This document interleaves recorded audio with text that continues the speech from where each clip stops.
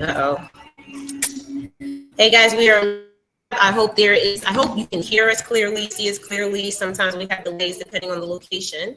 But welcome to Big Brands Small Business. We are three very successful entrepreneurs when we love to talk about other successful businesses and brands. And we're going to do that today with Weight Watchers. I'm Allegra, the marketing medulla. I have Miss TeeCee and Sarah with me. We're going to do introductions, and then we're going to get into the meat of it. We want to talk about the journey of wellness, how Weight Watchers got from the beginning to where they are today.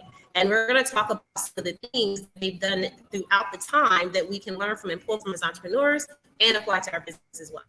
I want to go ahead and pass it over to TeeCee. TeeCee, please do introductions. We're going to pass it over to Sarah after that, and we'll start with the conversation. If you're listening, share this live. From the lives that we've been doing over the past series, it's just been incredible. So you don't want to miss out. Go ahead, TeeCee. Awesome. Okay, so I'm sure that you already know the drift and how we go with this. If you have your notes pad, you have your pen, you want as much as possible, get ready because we're about to deep dive into the past and the present and possibly the future of, this amazing brand. Now, literally research has it that this brand it's the very old brand, meaning it has a level of survival, right? It's sustained to this very time. So there's so much to gain from this particular brand. And I'm actually very intrigued, because I was doing my own little research and I realized that, okay, now this is going to be different from the rest of the a bit different from the rest of the brands that we've been talking about. So yes, I'm very excited. And as always, my name is TeeCee. I'm a systems implementation strategist. And you see, when we talk about having a business, small business, big business, it's really all about the mindset and the structure that you have in your business. And that's basically what we're going to break down today. Okay, so I guess I'm going to pass in the mic to Sarah. Allegra, can you find me on Clubhouse? Go on, Sarah. Okay. Gotcha. Thanks, TeeCee. I'm looking forward to this topic too, because I've actually participated in Weight Watchers, so I have like that hands-on experience, and I'm looking forward to discussing, their wellness journey from start to present. But you guys know me. I'm Sarah Curcio. I'm the WINS programs manager and the New Jersey leader, but I am also an organic social media strategist of Sarah's Social Strategies. Allegra, I'll pass it back up to you. Thank you. We're here trying to get on Clubhouse at the same time. So listen, if y'all see us on Clubhouse, shout us out too over there. Sarah, thank you for coming and joining us. Myself and TeeCee have been longing for another partner to just kind of go through this whole process of learning. And we've all been growing through this. And as Sarah has had her personal experience, I want to start just talking about the history of Weight Watchers. Like, what is it about this company, right? Because it has to be like umpteen years old. Like, they started in 1960s, y'all. So when we think about like the longevity and sustainability of a company, if you ever want your company to live past you, we're going to discover some things. And I want to start with the beginning. So here's what I want y'all to do, okay? First and foremost, I want y'all to drop where you are from. Drop it in the comments, drop your city, drop your location. We want to know where you're from, first of all. Number two, okay, let us know if you have a business. Because if you have a business and you are building that business, you have to take these notes and apply it, because otherwise you're just wasting your time. And so we want to make sure that you're invested, right? And that you're not just playing with your business, that you're actually working it. So number one, y'all look at the screen. It says Weight Watchers, now known as WW, now known as, not also known as, now known as. Sarah, were you there when they changed the name? No, when I was there, it was still Weight Watchers. I wonder if they changed the name or if this is just like a nickname. Okay, let's go. This began with a simple idea, right? Involved into a global wellness phenomenon. I'm going to tell you how that happened. This guy, right? His name is Jean. Can y'all spell his name for me? I'm going to put it up here. Is it Jean Nidech? I'm just going to put it up here. So I think we should just type it. can't even type. I can only copy and paste this thing. So let me see. So I'm gonna go ahead and take this off real quick, and I want y'all to come on this journey with us, right? So this guy decided that he wanted to go on a wellness journey. Okay. And what happened was he was an actual homemaker from Queens, New York. Oh, Jean. So listen. I didn't even look up Jean. This is gonna be a woman, y'all. This is a woman, y'all. Y'all got me thinking it's a man. How do you his name? How do you say this name? How do y'all think it should be pronounced? Sarah and TeeCee. John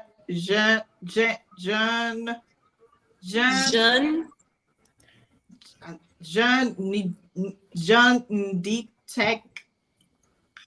Oh Lord! Is it? No, do you think it's a man or a Your woman? guess is gonna be better than mine. Is it a man or a woman? Let's just see.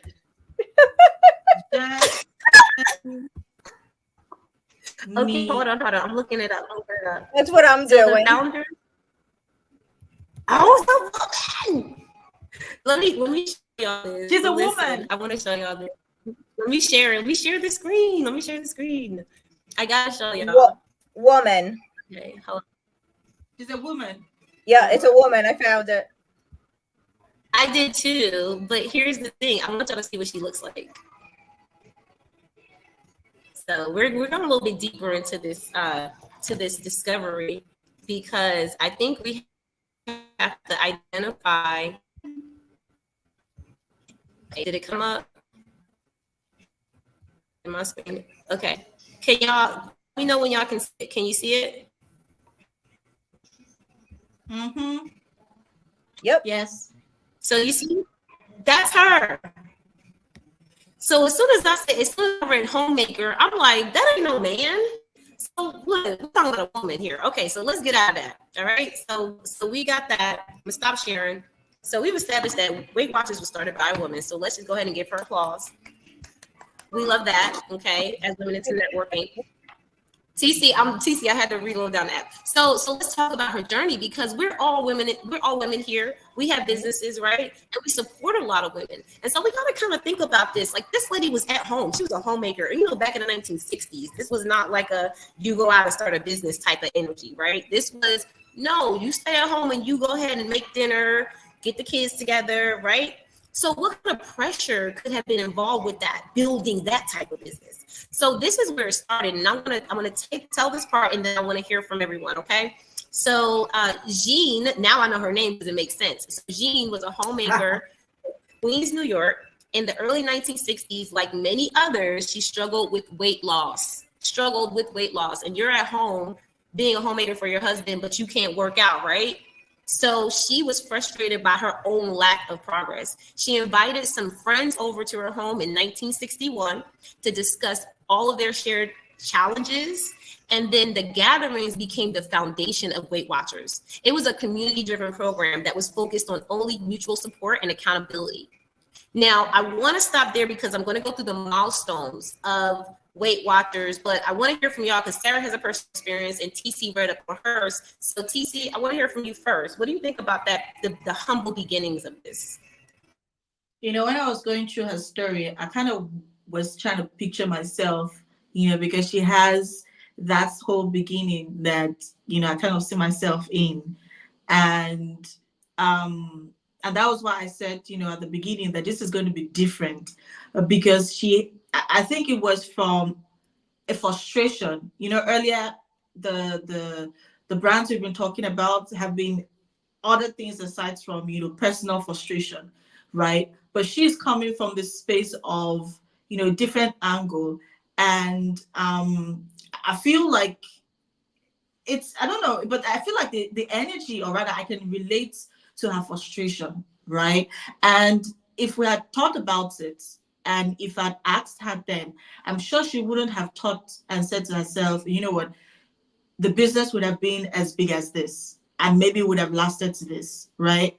And I was literally seeing myself in that spot, remember when I, started my small business then, I actually didn't think it was going to be this huge, right? I didn't think it was going to get to this part. I didn't even think it was going to get to this. I would actually get to this. So I think I can relate to her.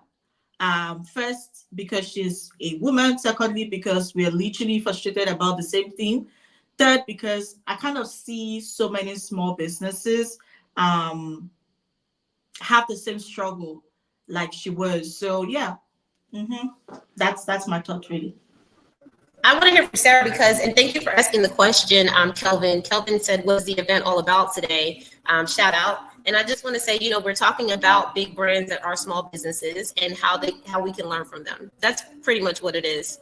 And as TeeCee was talking, I'm thinking in my head, because I want to hear from Sarah, who had a personal experience with Weight Watchers, is listen, this woman in a very, this had to been a situation where she was frustrated, like, I'm at home, my husband don't want me, he doing his thing, I'm taking care of kids, I'm cooking, so here's the thing. How do you find solutions? So she found solution, but not only did she find solution, she included other people. And I think that's kind of what we do in our businesses too, right? Like when we find a solution, we're like, oh, that works, right? I want to, every day do an exercise. I want to, change my meals. I want to, and then you start to tell people, hey, do you want that too? And now she has a small gathering at her house, which most people, if you tell them to do that in their business today, they'd be like, what? Listen, just invite people over and tell them about the business. This is free. Like that's a free thing to do. But I think that sometimes we're so caught up in the whole, like what you're supposed to do in social media, this and that we forget that we can work with what we have. And that's what I got from her. She worked with what she had. I'm sure she did not have a pocketbook full of money to start a business. Sarah, what do you think? Most definitely. I mean, I can relate to the fact that when I first started out in business, I did as many things that I possibly could for free because of the lack of income. So whether we are, starting things more in person or virtually, we all have to deal with that at some point. And I like learning from what I was reading here and what you guys were saying, how she first started it. It does have that feel, because when I did it around 10 years ago, I was frustrated, I was struggling, and it was my first time having like a digital accountability, doing the logging and everything like that. And I ended up losing like 35 pounds when I was doing Weight Watchers over the course of probably, I want to say, a 9-month period, something like that. So it really does help. It gives women that boost of confidence that we need while we are going through those issues, especially if you have a struggle with weight loss, whether it is hormonal issues or anything else. I feel like Weight Watchers is a good starting point, especially for people who don't know where to begin. So from a personal perspective, I highly recommend it, because just looking through the fundamentals, I think they are still there today, because they have help virtually and they have help in person still, that you can go to meetings, I believe. I mean, correct me if I'm wrong, if I, we'll get to that, because we're going down the history. We haven't hit any milestones yet. This is just like the humble beginnings. No, but like that's my experience. Like even just hearing the humble beginnings, it seems like it's still streamlining down. And it has to take some level of intentionality, because, people like to change your stuff as it passes along, right? And that's why building a business means that putting things in place that strategically align with the mission and the brand, and other people understanding that. That's what Weight Watchers is all about, clearly, because they've been successful all this time. Kelvin asked another question. He said, well, not a question, but he said, not everyone have camera confidence. I want to comment on that a little bit before we move on, because he's right. Everyone doesn't have camera confidence, but that's not what we're talking about. We're talking about just having people in your space. Like, that's not a camera. That is literally saying, hey, meet me at Starbucks, or come to my house, or let me come to your store. Listen, there are so many ways to connect with people, right? And majority of the time, and we got to get rid of this camera confidence, lack of whatever, because even if you don't have camera confidence, that should never stop you from building your business. I'm sure in 1960 they didn't have this. Yeah. Did you? I'm sure they didn't have social media. Mm-hmm. Okay, they hardly had color TV. Allegra, I wanted to quickly say something, right? They didn't have social media. They didn't have the whole color TV, but there's something that we would always have: community and the act of doing things together, right? Because that's something that's very huge. I mean, time will go, time will pass, every in and out, but there's something that's always constant: community. There's something that, we can't, the fact that we cannot, I mean, I feel all of the brands we've been talking about, Allegra, is almost saying the same thing. The fact that you cannot run this business in isolation. Like, you can't run this business on your own. Like, you need people. You need to talk to somebody. And when we say community, we're not saying the entire city. We're not saying the entire world. We're saying start from somewhere, 2 people, 3 people, and then it grows that way, So I wanted to quickly chime in on that. Cool. No, chime in anytime. This is an open board, because here's the thing. I think we have to learn that in order to be successful, you can't, like you said, TeeCee, you can't do it alone, because, we don't know everything. We, like when we talked about the whole story behind, was it Starbucks? Was it Starbucks? Or I think it was Starbucks. When the guy that came in and wanted to support the brand, and they were like, no, we don't want to do anything other than coffee. He was like, I went to Italy and I saw a whole experience, and they're like, no. So I don't know if quit or they let him go, but he came back and bought the whole business. So yeah. So when you're limited and when you have a very small scope or a small mindset around your business, right? We said big brands, but small businesses. So you may be a small business with less than 500 employees. That does not mean that you have to think small. It just means that you have to start small and grow. And as you grow, you understand your brand better. And then you start to think, okay, because community is really those people that come in and say, you know what, I've been looking for this. Can I get in on this, right? And so we have to be able to lean on people who align with what we are. But I see this one thing that I see, and I'll end with this. Any other words, comments, y'all bring it. So I'm going to go to the milestones next. But a lot of times we get offended, right, by people because they don't want or they can't get. And that has nothing to do with anything. If someone cannot, say, for example, I'm selling a product and I get on a call and they're like, no, I don't want it. I'm not offended because it just wasn't for them, right? So my job is to find out who it's for, get them aligned with the brand, and keep them coming back, right? And so I think that when you do something as small as like, hey, do you want to lose weight too? Yeah, I want to lose weight. Okay, come over to my house at 8:00. Hey, do you want to lose weight? Yeah, I've been trying to lose weight for like 5 years. Okay, come over to my house at 8:00. If you do that to 10 people, you got 10 people in your house you're talking to about losing weight that already want to lose weight. Yeah. And she did this, y'all. Listen, she did this for 3 years almost. She started it in 1961 with those gatherings at her house. And like 2 years later, in 1963, she founded Weight Watchers. So, talk about being patient. How many times does somebody go, oh, I had an idea. I'm gonna do it today. And it's like, whoa, okay, slow down, partner, right? Because that's why we work on business plans. That's why we work on marketing strategies. I'm sure she knew she had something there, right? She knew she had something there. But it took time for her to decide, well, what am I going to call this? What am I going to put together? How am I going to make this accessible to people? That took time. Not the fun idea of everyone coming to the house and losing weight and coming together and hoorah, hoorah. It was the business building part that took the longest time. And that's where I think a lot of us quit, right? Because that dream is there for a reason. But the process is what's going to take you out. And that's why we're here, because we're like, don't let the process take you out. Okay, allow yourself to grow. Before I continue, if y'all want to add anything, feel free to do so. No, I think I like the trend of conversation.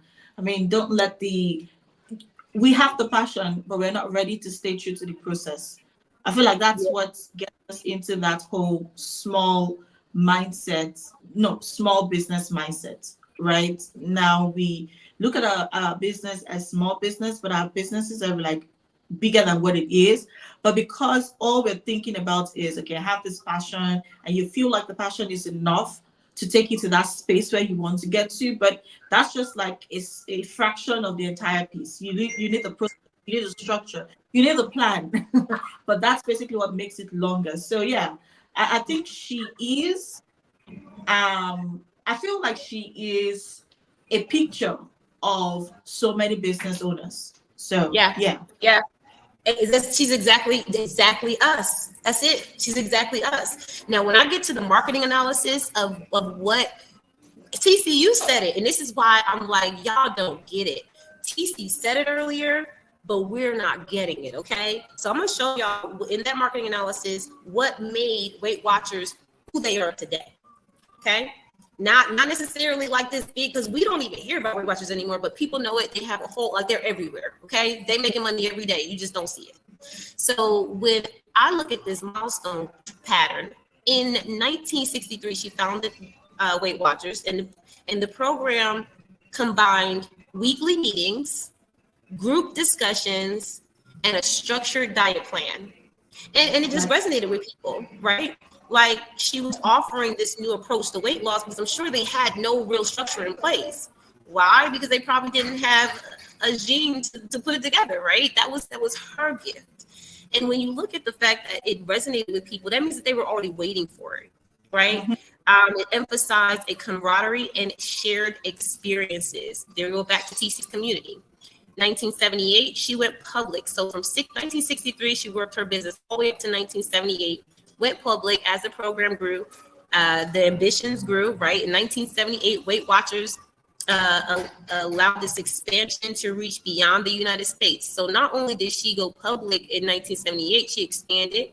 The IPO that they received helped the company develop new programs, establish more meeting locations, and make its resources accessible to a global audience. Now, that right there for me, y'all, because I don't want to read too much into these milestones, because that right there for me is big, because it means that she was invested. Like, she was invested in this, whether, it made it or not, because she already had her community.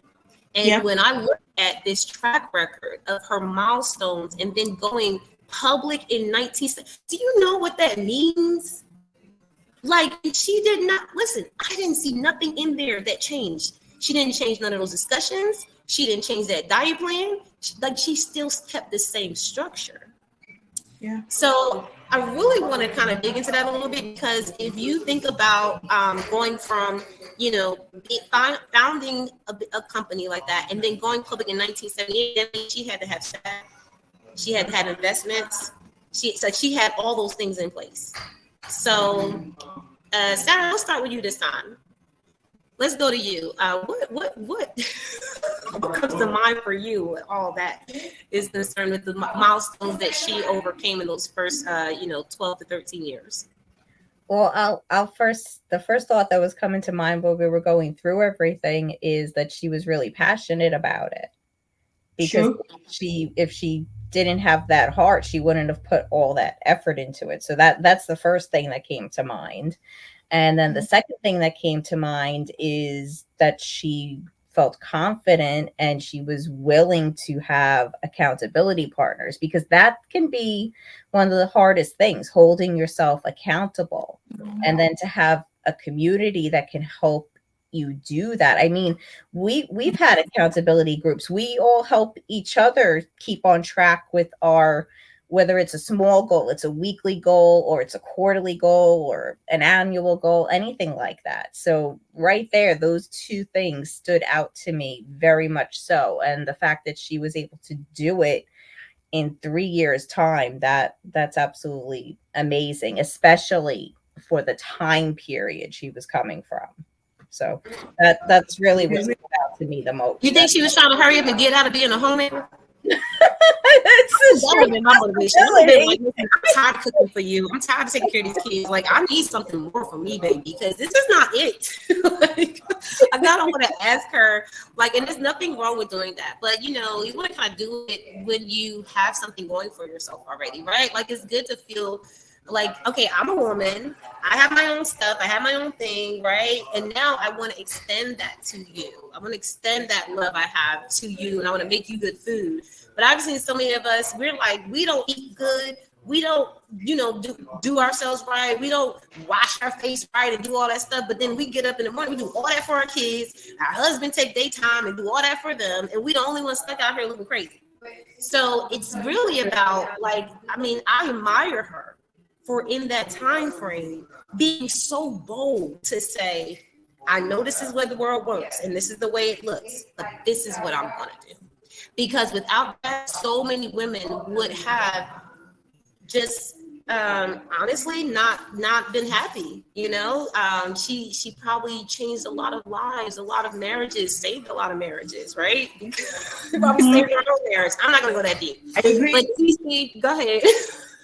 No, I was saying that I agree because that's what I said, that she's like a true definition of us, we, because then we forget that the problems we face or the solutions we're trying to solve, we think it's just for us, but we forget that there are so many people out there that are depending on us to take that step. You know, like people be like, want to get discouraged because things are not working, or maybe obviously we forget that everything is timely, like, you know, everything takes time, process, you know, intentionality. And so maybe 6 months down the line we start a new business, the business isn't like making 1 million. After 6 months we tell ourselves, oh no, it's not working, and then we want to go and sleep and maybe close it up, right? Or maybe we put in like 2 years after, like, you know, all of that, it's not working. I would say that Jen is, I hope I got that right still, but her name is also Evelyn, so we could do Evelyn. So, you know, she was not only passionate, she was actually passionate in making a difference for herself and for people. You know, she was very particular about the impact. And I saw that because she saw a solution, you know, and she wanted to stick with it, she wanted to go through it. That was basically what bettered, you know, the business at the end of the day. And thinking about it, you know, I'm here just thinking about it. I'm like, what is that drive that will keep us in our business, even when the going is tough? I feel like that's something that we want to take note of. That's something we want to take note of, and you know, maybe document it so that every.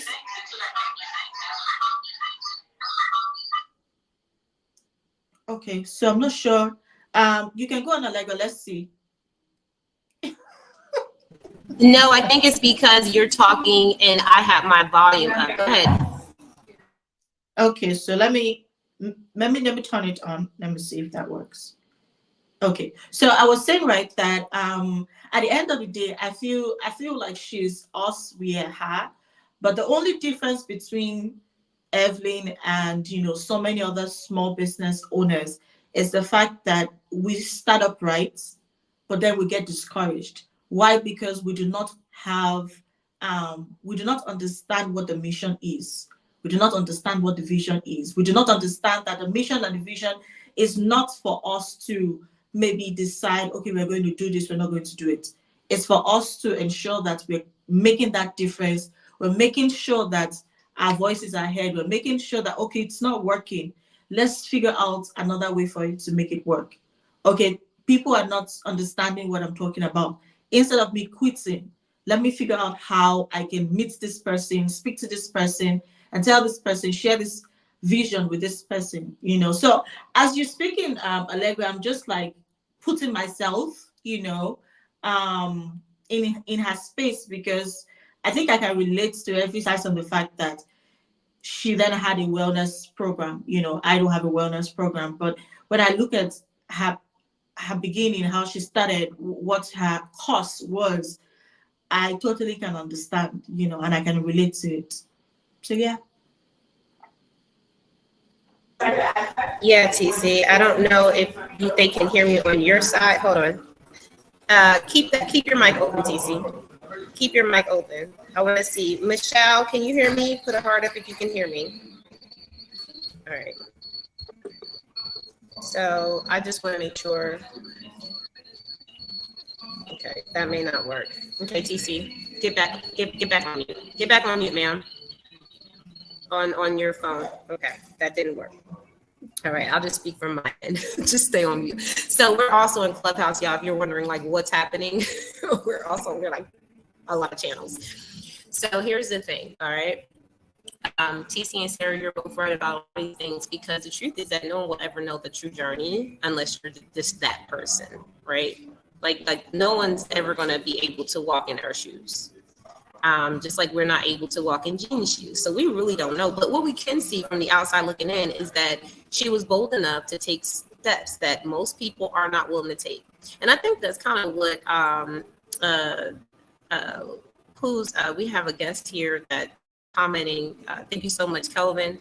But I think that's what Kelvin has been really expressing here. It's like, you know, he said you can't connect with yourself personally if you can't connect with your business audience, right?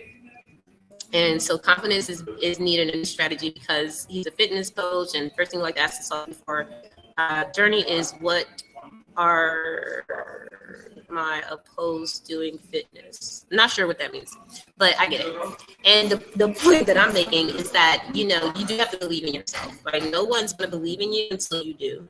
And I think that just with the storyline and with her scaling up her business so quickly, I don't think she had any real hesitation, right? Especially at that point, to be like, oh, you know, I'm waiting to do this. And I'm sure as soon as someone came up and said, hey, I need a diet plan, she was like, sure, no problem, let me do it for you. I'm sure that when someone needed a, you know, anything, a checklist, you know, a discussion, a one-on-one, right? She put these things in place because it's what she needed. And then she, you know, she took 2 years to really look at her audience, and she had people in her home, right? We're talking about the owner of Weight Watchers and how she founded this thing in her home. Like most of y'all be like, you ain't coming in my home. My house ain't clean. But listen, this is the point. There's so many excuses you can make, right? But we are literally looking at brands, or big brands, small businesses, that eliminated all of them. And so that's why we're having these conversations, because as much as you may like to say, oh, you need confidence, oh, you need this, oh, you need that, the truth is most of these people did it. So I want to keep moving on with this, because we're done with this conversation. We had Sarah here for the first time, y'all. So please give Sarah some love. She joined in the middle of this series, and this has been something that we've been educating our audiences on all of our platforms for the most part, because it's something you need to know. If you have a question or something that pops up in the middle of this, definitely ask it, because we're here to serve you. But if you need something more one-on-one, we have programs available. We have, you know, we can do discovery calls with you. That way you understand better about how to apply these things to your direct business. Not just thinking about what Jean did in her business, but actually thinking, what am I doing in my business that I can actually learn from what Jean did in her business and apply it and get to my results quicker. So I want to talk about this last part too, because she rebranded. Remember I asked y'all, I said, where did the WW come from? Right? TeeCee, how many companies rebranded that we looked at? I think it was like 3 or 4, like all of them except one. All of them. 4. Yeah. So like 3 companies that not 3, all of them except for one rebranded. So in 2018, so 1978, they went public. I don't even know what happened, because clearly once you go public, and this is what I think a lot of people are scared of, is that you have more hands in the pocket. Now you have to get to the results because other people are relying on you. And that's just what business does. People have to rely on you, and you have to also make sure that you keep the ball running. And so this is a long stretch, y'all. I can't even imagine what happened in this time frame. But from 1978, when they went public, they worked, and it could be the fact that they had access to a global audience now, so they probably had to get like some big name influencers involved, right? Like the Oprahs of the world and things like that. Oh, was it Oprah that did Weight Watchers? Because I remember that. I remember that time where they did a campaign and they had like all these major and it was like a lady up there that was coming. Listen, Yeah, they was she like, did do Weight Watchers for a long time. So when I look at this track record, she never gave up. So in 2018, she basically they became the leader in the weight loss industry. And basically in 2018, she rebranded to shift the image, and they rebranded to WW, reflecting a broader focus on overall wellness rather than just weight loss. Oh, this rebranding was a response to evolving health trends that emphasized holistic well-being, including mental health, fitness, and nutrition. The new tagline, "Wellness that works," captured this expansion. I'm putting this up here for y'all. Y'all gotta see this. This is like really blowing my mind because she literally took time to rebrand because they grew. They grew, right? Same thing happened with Starbucks. I believe that they just wanted to stick to just coffee. They was like, no, we just do coffee. We just do coffee. And they was like, no, you do lattes. You do this. You do that, right? You do pastries. Like, they're like, no, we just do coffee.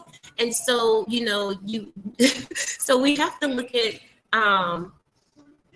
this right here where it says, and it kind of broke it down. So let me put this first part up here. So it said in 2018, Weight Watchers made a significant shift by rebranding itself as WW, reflecting a broader focus on overall wellness rather than just weight loss. I think this is spectacular because this means that she was listening to her audience, or they were listening to the audience, and basically saying that, okay, maybe everybody doesn't just want to lose weight. Maybe this is a different thing, a wellness issue. And here's the thing, I guarantee you, looking at the marketing, like analytics and all the things that they were looking at, like was looking at the analysis over time and seeing like what they did in their marketing campaigns. I think personally that the world changed. I think that the way that the world looked at wellness and the way that the world looked at weight loss changed. And now with that change in the world, now you have to adjust because ain't nobody going back to Weight Watchers because they're like, I don't need to watch my weight. I really don't care. I could look like this. I'm good. I'm good walking around my fupa. I'm good, right? But then it's like, but what about wellness? Because even though my fupa may not give me a health issue, I still, want to be well, right? So that's a different mindset, and that could be a whole lot of different things, right? So I want to stop there because this is deep. Like when the economy changes, when people change, right? We've experienced this in our businesses too. We have to change our business to adapt to the market. I'm gonna go back over to TeeCee. TeeCee, you go first. As a small business, we should be happy to change. So this is something that I feel like is like a trend. No, not just a trend. It is a thing for businesses who are built, who are destined to survive, who are destined to thrive, not survive, thrive, who are destined to stay for, who are destined to stay as a legacy. Change. Now, we should not be afraid to change. I think because we say change, it makes it look as if, okay, something's different going to happen. How about I use the word evolve, right? Because as we grow, we understand that our audience, or rather, we should understand that our audience are evolving, they're growing, their likes, their dislikes, we're listening. And if you're true to yourself, you realize that your audience, they're growing, they're evolving, you're growing. You can't be stagnant. You can't be stagnant and you'll be successful. It's not possible. Success does not, you can't perceive success in stagnation. you're just stuck up just in one space. It's not possible. Now, with Jen, with Evelyn's, passion and her process, I I think would it's pronounced Jean because it's a Jane. woman. Okay. Jean. I think it's pronounced Jean. Okay, so why don't I just use Evelyn? Okay, Jean. Okay, I let's use think Yeah. Jean is right. Jean. Oh, Jean. Okay, so with Jean's prospect, with her determination, right? Uh, there's so much we can learn personally as a business owner. I don't want to use the word small, but it's not a crime to use the word small. However, I always say that do not try to dwell on the word small, because sometimes I feel like that's what makes certain people feel like their visions are small because of the word small, but they do not understand that it's just the size of, it's just the company size that is having those tags, right? But understanding the vision, understanding that, it is important to evolve, understanding that it is not a crime to hone into what your audience is speaking, listen to your audience. We're saying the same thing. Like, we look at all of these big brands today. We think that they're doing something different, or we think that, there's something spectacular they're doing. But the truth is, looking at it, having to research, having to understand them, having to, understudy them, a bit. I personally have realized that there's nothing different they're doing. It's just um, their willingness to see it to the very end.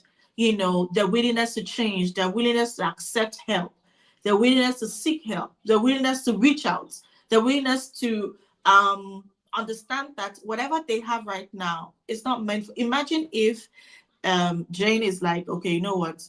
Um, I'm just going to figure out doing this whole weight loss thing. I'm just going to do it all by myself, keep it to myself. I don't say anything to anybody. We won't have heard the, like, Weight Watchers wouldn't be here. But if she decided to share, she realized that this whole thing is bigger than her, because there's so many other people who are relying on her released voice to get the transformation that they desire. So I'm just tapping into that and telling myself that, if you decide that you're going to keep quiet, you're not just only doing yourself, you're actually stopping so many people that you're meant to bless with your skill, with your knowledge, with your findings. So yeah, that's what I'm taking away from this. Yeah, that's good. This is such a juicy conversation. I agree. Sarah, did you pull something out of that as well? Because she rebranded that WW really does speak a lot Oh of yeah, I volume. mean, I Yeah. I I could be here all night just on that point, but to focus in on it, because I'm a holistic health advocate, and seeing the word holistic, it's more than just losing the pounds. It's looking at the entire person. It's losing weight to not only look good and feel confident, but it's losing weight for a health perspective, to keep you heart healthy, to keep you hormonally balanced, to a whole bunch of things, to keep your mental mindset up and good, that you say, I like what I see in the mirror, I am losing slowly, but I feel good about it. Like, that whole rebranding, I think, did need to happen, because how we look at weight loss today is most definitely different from when she first started it. So I think them rebranding it was probably one of the best things they could do, because at the beginning of every year, most people's resolution is, I want to lose weight, I want to be healthy. But then you have that I consider more like a trend, but then you have other people who are into more the holistic health as their daily lifestyle. And that's where I think the rebranding came in and pulled in a different part of their target audience, marketing wise. Yeah, I want to talk about that marketing part too. You know, I'm about to go in because I was like, let me look at your whole marketing strategy and see what's going on. Because, you know, the thing about it is that we have these ideas of what things are until we have to do it. And then we're like, oh, that's what it looks like. And I really look at, you know, this business because it talks about how they attributed their success. Look at this. They attributed their success to this unique blend of community support, expert-backed programs, and savvy marketing. Y'all listen. It matters. All of this matters. It's not one or the other. This right here, community support. That's you getting out there and telling people about the business. How can you get support if nobody knows, right? It's so many times at TeeCee, I was like, you know, I was actually having a conversation on Discovery call, and she's like, well, I just want to have like one of those faceless accounts. And I was like, well, what's the goal? It's just like, well, I want to, you know, I want to promote my business. And I was like, well, that's not good then.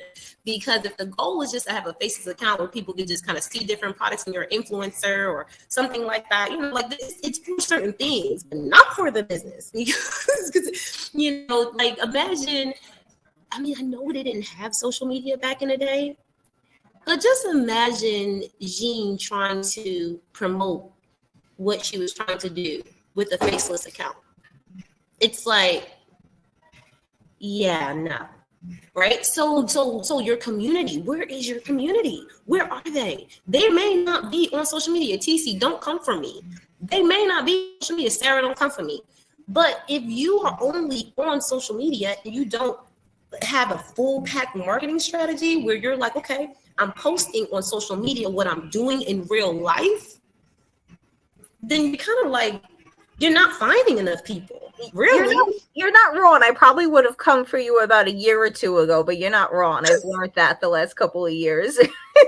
You know, because I've been doing this since 2007. So it's like I've seen the part where you didn't have social media and I've seen the part where you did. And I'm going to tell you, it's so much easier now. But y'all be making it so hard. And when we look at the fact that if you are already doing these things in your business, like, I mean, you know, I want to say I took an hour and I made like 10 phone calls one day, right? This is after I visited each place. And every single call was a result. Like nobody told me no. Nobody said, you know, oh, I didn't see your social media account. Like nobody was like, let me look at your LinkedIn. No, like I literally made myself available to people in real life. And because I was able to do that, and you guys will see today, as we did the walkthrough of the conference, because, you know, we have the Connect to Win Connect Her to Win conference coming up. But, you know, myself, Mr. Nice, Ron, the speakers, and we have Momo, the brand photographer, we all walked it again. And, you know, it's just something we did. We walked by one of our sponsors' establishments. Shout out to Ann Cheese. We also, you know, went by here. You see Capital One sign back here. We're going to have workshops back here for our community. Like, listen, hey, Steph, and hey, Celinda, we're here on a live stream as well. So feel free to chime in on our Facebook, LinkedIn, or YouTube. But I'm just, you know, just emphasizing how you have to be very, very clear about what you want to do and just go after that particular thing. If I want to connect with businesses and get results quickly, I'm probably not going to just post on social media and wait for someone to respond. I'm probably going to call the businesses I want to work with and say, hey, I want to work with you. How do I do that? Like, hey, this is who I am. Let's get to know each other so we can build. And, you know, now I can see more about how I can work with you. And if we start to open ourselves up to that idea rather than what people are telling us to do in marketing, because it says it right here, their WW, which was formerly known as Weight Watchers, their success was attributed to the unique blend of community support. That means they got to see your face, they got to know who you are, they got to like you. Expert-backed programs, which means that she established something that people actually wanted, right? Stop selling products that people don't want. Like, it sucks. So you got to look at what are you selling? Are people actually wanting it? And if they don't want it, there's some things like product-wise. I literally work with people that has like 5 different products they're advertising at the same time. And I'm like, why? Which one is selling most right now? Well, this one is the only one that's selling. So if this is the only one that's selling, why don't you focus on selling that, hitting your goal, and then leveling people up or spacing them out to those other products and services? Why are you trying to sell everything at once? So we have to kind of get our minds wrapped around how we need to streamline our efforts. That's what marketing needs. Marketing is not just a fix-all. So those things with the expert-backed programs that she knew people wanted and savvy marketing that made sure that people knew about them. And this last part is where I come in, because most of the businesses that I find, they're just not marketing. They have the best businesses in the world. They're like, oh, I'm A, B, and C. And you're like, oh, you are the bomb. So where's your marketing? And they go, oh, well, we haven't really told anybody. Well, listen, you're going to be the best business that no one knows about. because you're going to be so fabulous and no one's going to care. And that's where we get frustrated as business owners, because then now you're mad that no one's buying, but you can't be mad at anyone else but yourself. It's because you have to market. And you said savvy marketing. So we're going to find out what that is. But I've said enough, y'all. Y'all can go do the research further yourself. We're introducing this in this series. So we're just covering Weight Watchers today. We'll come back with another one next week. But I'll pass the mic around so y'all can, give your feedback. And we'll do last words. And that's it, y'all. So make sure you get your notes. And make sure you take as much as you can before we get out of here. Ask your questions before we get out of here. Stephen and Celinda, please put your questions in the chat if you have them. I would love to hear. But yeah, go ahead, Sarah. I'll go back to you. So final thoughts. What came to me was with the marketing, because even if you have things selling, you have clients, I still say you need to have at least, how do I put this? Mild marketing, a presence somewhere. You still want to keep bringing more and more people in, even if you have, clients now. You never know what's going to happen down the pipeline. That's why you always have to have some form of marketing in place. Like that's the final thought that came for me. Especially Weight Watchers said they have savvy marketing, so they were obviously heavily focused on it. The fact that they are even saying this is how we did it, that's the adjective they used to describe it. So that would be my final thought when it comes to any business with their marketing. Before we pass that final thought, though, Sarah, because TeeCee has a final thought too before I end mine. Hey, Sada, welcome to the room. We're just finishing up the live stream. I want to just emphasize this too, because when you said savvy marketing, people are like, that could translate different ways for people, right? Like some people just like pretty pictures and they're like, oh, that's savvy. It's like, no, like she didn't even have flyers back then, right? She didn't even have flyers. Like this lady started a business where she had no flyers, no business cards. She had a dial-up telephone. She didn't even have computer or internet, right? And she had her neighbors. And she probably had like a booklet or something like that. She could probably like paper, a notepad and pen.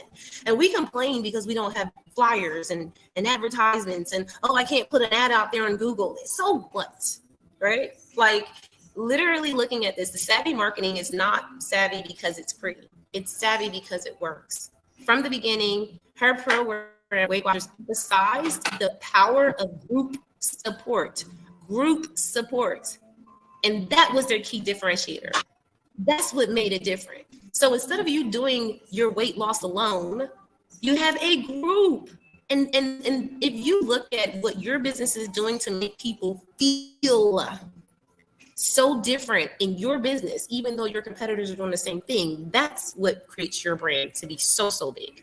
Because everyone's looking for a solution. But when they look at your brand, they're looking to see how your solution differentiates from someone else's. And so we also have to think about that. Like I've heard this, and I'll say this for my last words, because I'll let TeeCee say her last words after this. Don't be so focused on the fact that you're so good at what you do that you forget that business is competition. Because when we are in the market, right, like God is good. Don't get me wrong. I pray every day, but I do know that he tells me to do work. Because at the end of the day, you have to make sure that you are staying in the market, right? Like it doesn't make sense if you're just like, oh, I'm just going to do what I want to do. Bump my competitors. I heard someone say, my competitors are competitors because nobody can do it like me. I'm like, they sure can't. But how does that doesn't have anything to do with the fact that people are coming to the market to get a result. And maybe they don't do it like you, but maybe they don't do it like you because it don't work like that. So you gotta kind of look at that. Like, what is the audience that you're looking for getting in the market, and how can you give them what they already are getting, but also build that value for them? What makes you so different than, what made her so different than another Weight Watcher company? Because there wasn't one. Like, there wasn't one out there like that. There wasn't one with groups. and can differentiate that for people. So that was pretty big. TeeCee, go ahead, give your final words, and then we're gonna get out of here. So I wanted to just take it up from what you're saying, because I was listening to you, and what makes us different. Actually, yes, people can basically do what you do. Like, that's the truth. Like, there's 1001 persons doing marketing, 1001 persons doing whatever you're currently doing. But what makes it different, or rather why they would never buy from you, is the fact that even though they know, I don't know how this always work, but it's just the way it is. Now, my point is, at the end of the day, people want solution. Now, it is who they see, who they come across, they will buy from. Your business is saying, you're saying, oh, they will always find me. They will always find you where exactly? Because they don't even know you exist. They don't even know how to find you. Now they're going to see somebody else who basically does a replica of what you do, right? And they're just going to take it because they need solution. And to your point, Allegra, personally, while you're speaking, I was saying to myself, I said, see, the earlier we understand that marketing is just basically, like, it's basic, right? It's simple, like you creating awareness around your message. And that is something that you should never stop. It is very important. It is compulsory. I know I've had somebody tell me, oh, I don't need marketing. I always get my clients. And I'm like, okay. That's all I said. I'm like, okay. I didn't say what anymore. Because if you say that you do not need marketing, it's a different thing, right? If you're in business, you need marketing. Now, what you might not necessarily need is a particular, maybe, marketing channel or marketing method or tactic or a particular strategy. Now, that's something you might not need, because we want to be able to craft that. Imagine Jane is like, doing her thing. There was no social media, but she was really heavy on marketing. Now, if you look back, our kind of marketing was maybe different, maybe phone calls, walking down to the street, knocking at their doors, hi, good morning. I just wanted to let you know this. That could be her, right? Back then. Now, obviously, it has evolved. Her marketing pieces, strategies have evolved because times are changing, technology and all of that. But we want to figure out which works for us. What marketing strategy works for you? What marketing strategy gets you in the faces of your ideal clients? Now, it is not for you to tell yourself you don't need marketing. It's not for you to tell yourself, oh, I need this. I don't. It's not it's your business, but it is not in your place to say, I don't need. It is now, what do my clients need? What do my ideal clients need? Like, how can I be in their faces? How can I translate and, convey this message to them? Now, that's my definition of marketing, right? And I feel like that's something that we can never stop. Like, even if you have a 9 to 5, you market yourself, you do not just want to agree. Yes, you market yourself. Why are you on LinkedIn? Why do you go for job interviews? When you go for job interviews, what's that? You're marketing yourself. Because if you don't, no one will know that you're available for the job. No one will know how amazing you are. So I feel like every day of our lives feels like we're marketing. So imagine when you say you're not going to market your business, think about it. And that's where I'm going to start today. Is that why can't nobody find a job either? I'll be like, there's so many jobs out there. I haven't got 3 already. What you talking about? Like, I literally can go online and get 3 jobs right now. So I don't understand it. But I think it's just a matter of preference, right? So, thank you for that, Sarah, TeeCee. This has been a very enlightening and fulfilling type of conversation for me, mostly because it was around, women and how, we come from humble beginnings, and also just attributing to the wealth and success of Jean, who we didn't even know her name. We just knew Weight Watchers, right? And that's just a tribute to her brand credibility. We always want to, show up and say, oh, I don't want to show up. I don't want to show up. I want my business to show up for me. But this lady, let me say, from humble beginnings, her living room, she did it in her living room. And she became a global leader in wellness because of that. So we have to be able to just kind of own it that, maybe, in the beginning of building that business, there is going to have to be, some things that you're going to be uncomfortable doing, whether that conversation means bringing people to your home or bringing people to a space like this, you know, finding a solution for getting the word out there about what you do, right? Whether that's on a Clubhouse microphone or a live stream, or or just going out and speaking in person. And once we understand, it's not about the comfort, it's about the need.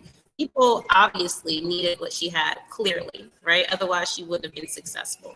And what if she would have kept her mouth closed? What if she would have said, I'm just a homemaker, and I have my family to think about, and I just really want to make sure that I just stay in a safe zone, right?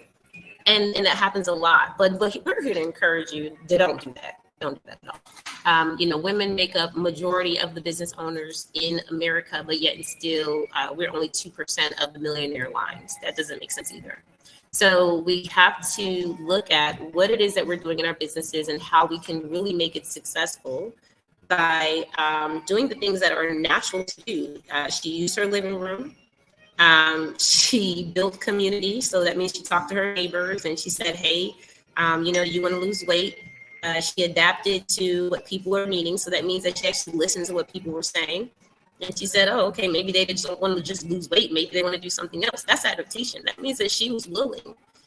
We have to be willing. We have to be willing to change, even if it's your business not working. like, don't be embarrassed if your business is not working. Change the things that are not working. Adjust, tweak. Because the thing about it is that it's insane to do something over and over and over again and expect it to just change out of nowhere. That's insanity. So we have to be able to look at our businesses like we've done, myself and TeeCee. We have changed a lot of our mindset around the names of our business, the way that we run our business, right? We even said, wait a minute, we're millionaires. Why are we talking to those people? We even had that conversation. So listen, you have to. All right. I did not start out with six figures my first year. Okay. My first year, I made money in business, but I didn't make the money that I wanted. This is attributing to the fact that you can do the same thing. TeeCee, same thing. Sarah, same thing. We've all been in it. And so we just want to encourage you all to make sure that you focus on your business, expand accordingly, right? And continue to help people, because Weight Watchers is still doing that. I'm sorry, WW is doing that. So let's get out of here, ladies. We just encourage you to take notes, come back next week. And if you have any questions, thank you so much, Stephen, for the emojis. If you have any questions, feel free to back channel us on any of our social media channels, and we'll definitely support you wherever you are and give you direction. All right. Have an amazing day. We'll see y'all next week. Hi, everyone.